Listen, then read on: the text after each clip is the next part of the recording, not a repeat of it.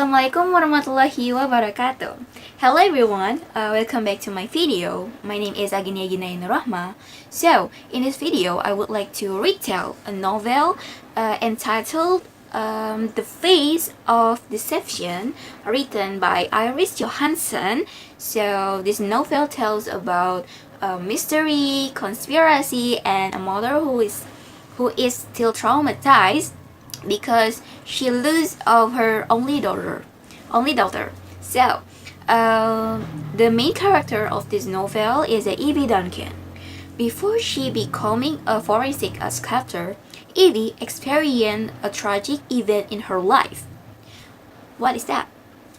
Her only daughter, named Bonnie, disappeared and was believed to be murdered by a criminal named Ralph Andrew Fraser. She has a best friend named Joe Quinn.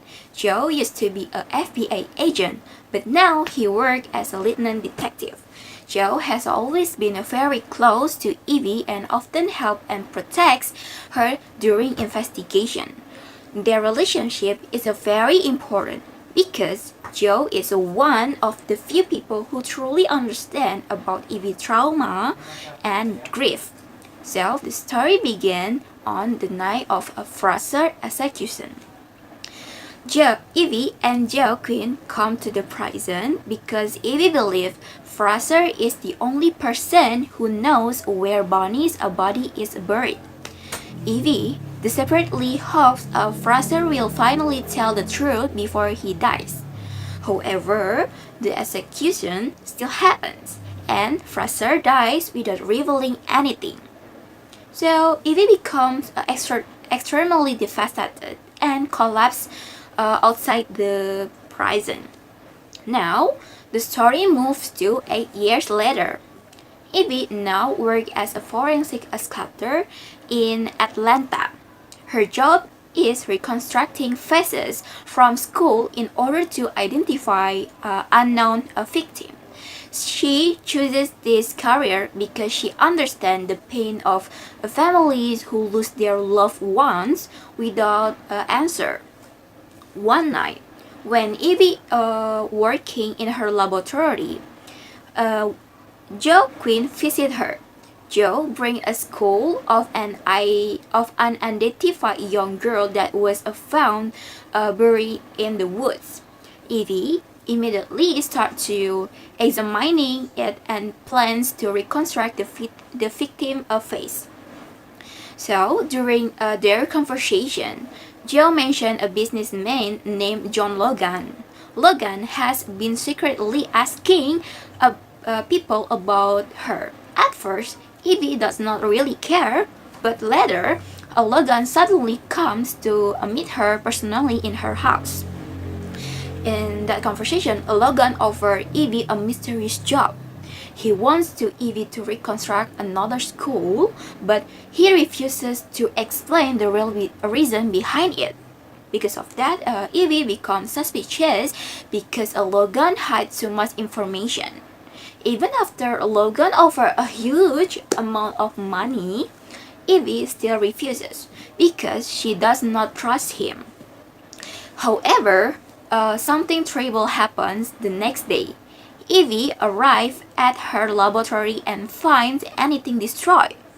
Her equipment is broken, the room is trashed, and the school she was working on has been smashed into pieces because someone kills a cat near the laboratory to frighten her. So, this event makes Evie realize that the situation is very dangerous and connected to Logan's mysterious offer. So, finally, Evie decides to accept Logan's job and goes with him to Barrett House in Virginia.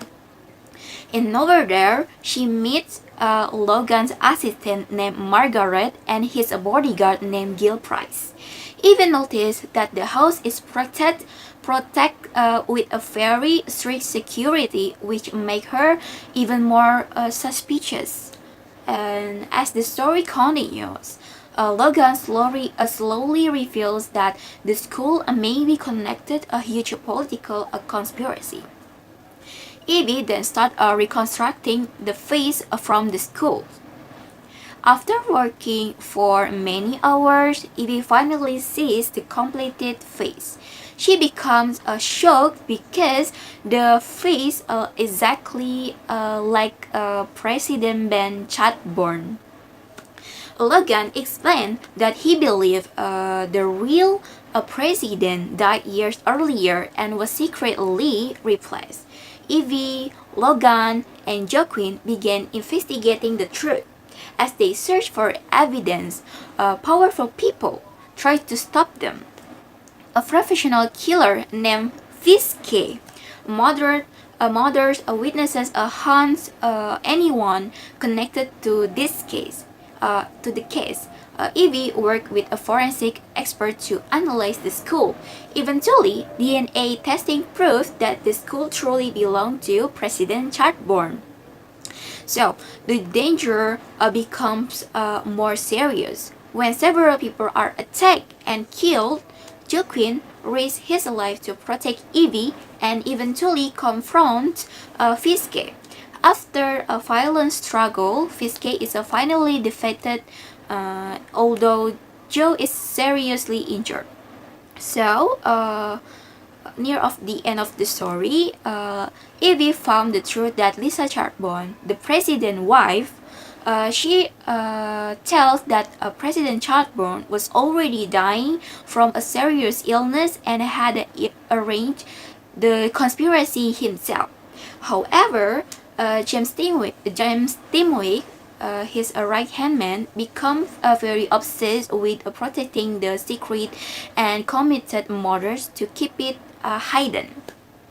So, the end of this story, the conspiracy is exposed and the truth finally comes to light, and several months later, Evie begins moving forward with her life, although she still has not found Bonnie. She starts choosing hope instead of living only with dreams.